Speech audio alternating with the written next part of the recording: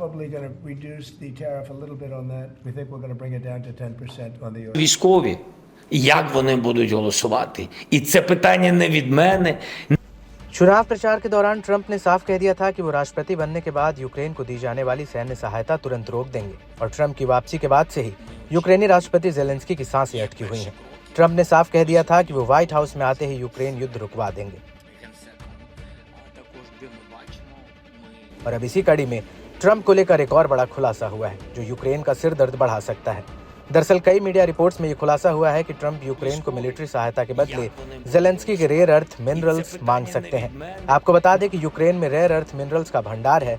बड़ी बात यह है कि इस मिनरल का इस्तेमाल कंप्यूटर, बैटरी और एडवांस ऊर्जा तकनीक को बनाने में होता है। Rare earth mineral 17 heavy metals का एक समूह होता है जिसमें डिस्पोजम, नियोडियम और सेरियम जैसे मिनरल्स होते हैं और इनका इस्तेमाल जरूरी उद्योगों में होता है। इसको लेकर अमेरिका के जियोलॉजिकल सर्वे की 2024 की रिपोर्ट के मुताबिक साल 2024 में दुनिया के 110 टन रेयर अर्थ मिनरल, इनमें से चीन के पास 44 मिलियन टन मिनरल्स का खजाना है और यही वजह है कि चीन दुनिया में रेयर अर्थ मिनरल्स का सबसे बड़ा उत्पादक है।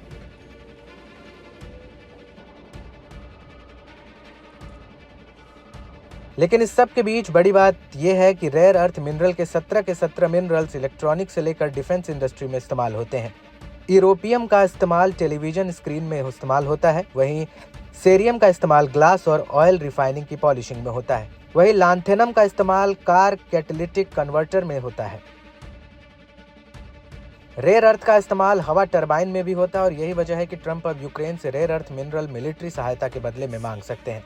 दरअसल रेयर अर्थ मिनरल्स को लेकर अमेरिका और यूरोप को चीन के ऊपर निर्भर रहना होता है और अब दोनों ही चाहते हैं कि चीन पर इसकी निर्भरता को कम किया जा सके और 2019 में ट्रेड वॉर के दौरान चीन ने रेयर अर्थ मिनरल्स की सप्लाई काटने की धमकी तक दे दी थी।